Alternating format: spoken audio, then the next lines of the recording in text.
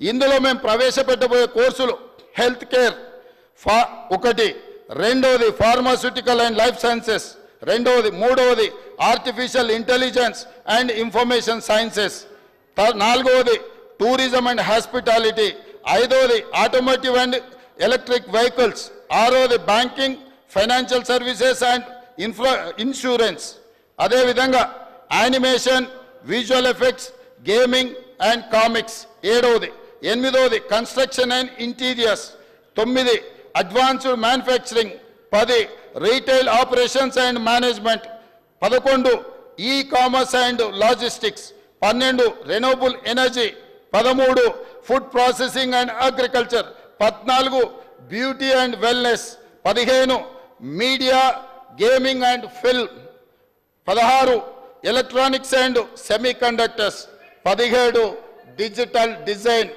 ఇట్లాంటి కోర్సులన్నిటిని కూడా అధ్యక్ష 3 రకాలుగా సర్టిఫికెట్ కోర్స్ అంటే 3 నెలల నుంచి 6 నెలలు వాళ్ళకు శిక్షణ ఇచ్చి వాళ్ళకు ఒక సర్టిఫికెట్ ఇచ్చి వాళ్ళకు ఉద్యోగ అవకాశాలు కల్పించాలనేది.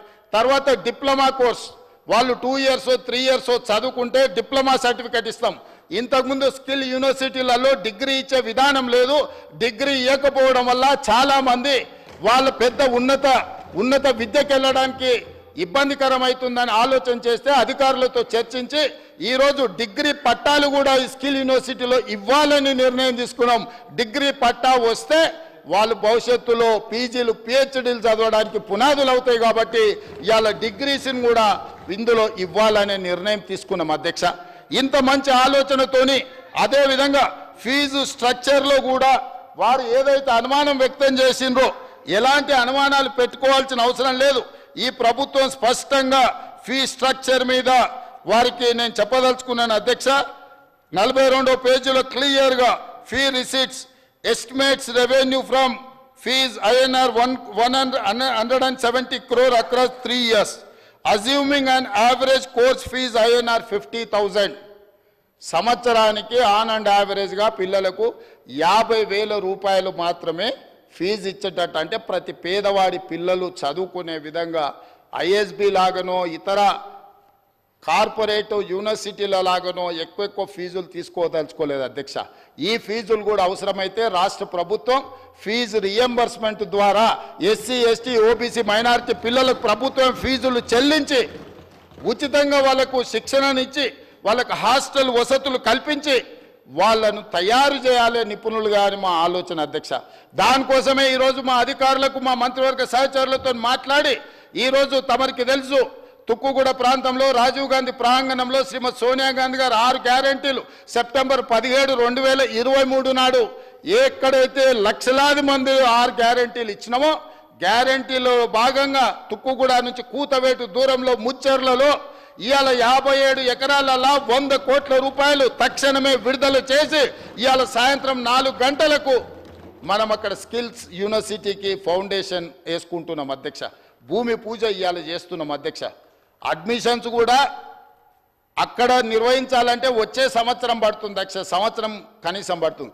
అందుకే ఒక్క రోజు కూడా వృధా చేయొద్దని చెప్పి ఎస్కి అంటే ఇంజనీరింగ్ స్టాఫ్ కాలేజ్ ఏదైతే ఉందో మాదాపూర్లో గచ్చిబౌలి ప్రాంతంలో ఈ సంవత్సరమే 6 కోర్సులలో 2,000 విద్యార్థులను ఈసారి చేర్చుకోవాలని నిర్ణయం తీసుకున్నాం అధ్యక్ష. ఎందుకంటే ఒక్కరోజు కూడా నిరుద్యోగ యువకులకు ఆలస్యం జరిగిన అన్యాయం జరుగుతుందని చెప్పి అందులో 6 కోర్సులను తక్షణమే అడ్మిషన్లు తీసుకొని 2,000 మంది విద్యార్థులకు ఇవాళ శిక్షణను ఇవ్వాలని ఈ ప్రభుత్వం నిర్ణయం తీసుకున్నది అధ్యక్ష. అందులో మొదటి course school of pharmaceutical and life sciences, రెండవది school of e commerce and logistics, మూడవది school of banking, financial services and insurance, నాలుగవది school of construction and interiors, ఐదవది school of retail operations and management, ఆరవది school of animation, visual effects, gaming and comics. ఈ 6 కోర్సులను వివిధ చాలా ప్రఖ్యాతి చెందిన సంస్థలు for example Reddy labs pharmaceutical side వాళ్ళే రెస్పాన్సిబిలిటీ తీసుకొని వాళ్ళే సిలబస్ తయారు చేసి వాళ్ళే ట్రైనింగ్ ఇచ్చి వాళ్ళందరికీ వాళ్ళే ఉద్యోగాలు ఇస్తామని ముందుకు వచ్చింది అధ్యక్ష. అదేవిధంగా బ్యాంకింగ్ సైడ్ SBI ముందుకు వచ్చింది అధ్యక్ష. స్టేట్ బ్యాంక్ ఆఫ్ ఇండియా వాళ్ళే ముందుకొచ్చి మేము విద్యార్థులకు ట్రైనింగ్ ఇవ్వడానికి పూర్తిగా సహకరించి వాళ్ళందరినీ ఎస్బీఐలో మేము ఉద్యోగాలు ఇస్తామని వాళ్ళు ముందరకు వచ్చింది అధ్యక్ష. అదేవిధంగా కన్స్ట్రక్షన్ అండ్ ఇంటీరియర్స్లో నేషనల్ అకాడమీ ఆఫ్ కన్స్ట్రక్షన్ ఏదైతే ఉందో వాళ్ళందరూ ఆ సంస్థ అందులో ఉన్న సభ్యులందరూ ట్రైనింగ్ ఇచ్చి వాళ్ళని మేము ఉద్యోగాలు ఇస్తామని ఉద్యోగ భద్రత కల్పించి ముందుకు వచ్చింది అధ్యక్ష. అదేవిధంగా రీటైలర్స్ అసోసియేషన్ ఆఫ్ ఇండియా ముందుకు వచ్చింది అధ్యక్ష. అదేవిధంగా Telangana VFX animation and gaming association ముందుకు వచ్చింది అధ్యక్ష. ఈ సంస్థలు ఇందులో ఉన్న గొప్పతనం ఏంది అధ్యక్ష అంటే ఏ విభాగంలో విద్యార్థులను సెలెక్ట్ చేస్తామో ఆ స్టేజ్ నుంచే ఆ సంస్థలు ఇన్వాల్వ్ అవుతాయి. ఆ పిల్లల్ని చేర్చుకోవడం, వాళ్ళకి స్కాలర్షిప్లు ఇవ్వడం, వాళ్ళకి ట్రైనింగ్ ఇవ్వడం, ట్రైనింగ్ పూర్తయిన ఎంబడే వాళ్ళ సంస్థలనే ఉద్యోగాలు ఇవ్వడానికి ఈ సంస్థలన్నీ ముందుకు వచ్చినాయి అధ్యక్ష. వాళ్ళందరితో మాట్లాడుకున్నాం. ఇవాళ దీనికి ఛాన్సలర్గా ఒక వ్యాపారవేత్త అంటే ప్రముఖ జాతీయ స్థాయిలో గుర్తింపు పొందిన వ్యక్తులను పెట్టాలని, ఈరోజు చైర్మన్గా అలాంటి వాళ్ళని పెట్టాలని, జాతీయ స్థాయిలో ప్రసిద్ధిగాంచిన వైస్ ఛాన్సలర్లను నియమించాలని ఇవాళ ప్రభుత్వం నిర్ణయం తీసుకున్నది అధ్యక్ష. ఇది పబ్లిక్ ప్రైవేట్ పార్ట్నర్షిప్ అధ్యక్ష. సో ప్రభుత్వం వైపు నుంచి, ప్రైవేట్ నుంచి, అన్ని రంగాల నుంచి పెట్టి ఒక మంచి మేనేజ్మెంట్ IIIT మోడల్లో ఈరోజు ఈ సంస్థను నడపాలనుకుంటున్నాం అధ్యక్ష. కాబట్టి అధ్యక్ష తమరి ద్వారా నా విజ్ఞప్తి ఒకటే, ఇక్కడ ప్రారంభమైన యూనివర్సిటీ ఇక్కడ ఆగదు అధ్యక్ష. వివిధ జిల్లాలలో కూడా వీటిని ఎక్స్టెండెడ్ కాలేజెస్ కింద పెట్టి రూరల్ ప్రాంతాలలో ఉండే, గ్రామీణ ప్రాంతాలలో ఉండే నిరుద్యోగ యువకులకు కూడా ఇవాళ శిక్షణను ఇవ్వాలని ఒక గొప్ప ఆలోచనతో మేము ముందుకు వస్తున్నాం అధ్యక్ష. కాబట్టి అధ్యక్ష రాజకీయాలు ఎన్నైనా ఉండని మళ్ళీ కొట్లాడుకుందాం, చాలా వివరాలు మాట్లాడుకుందాం, మాకేం అభ్యంతరం లేదు.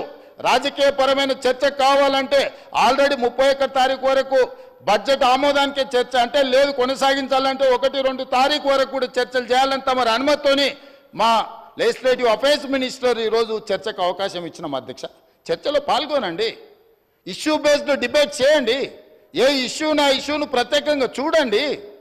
మీరు ఎందుకు రాజకీయంగా కలగాపులగం చేసి రాజకీయ ప్రయోజనం తప్ప ఇంకో ప్రయోజనమే లేనట్టుగా ఈ సమాజాన్ని తప్పుదో పట్టించే విధంగా ఎందుకు వ్యవహరిస్తున్నారు, ఎందుకు ప్రవర్తిస్తున్నారో నాకైతే అర్థం కాలేదు అధ్యక్ష. మేము బాధ్యతాయుతంగా ఒక బాధ్యత నెరవేర్చాలి, ఒక గురుతరమైన బాధ్యత తెలంగాణ లక్షలాది నిరుద్యోగ యువకులు ఇవాళ మా మీద పెట్టినారు. ఈ బాధ్యత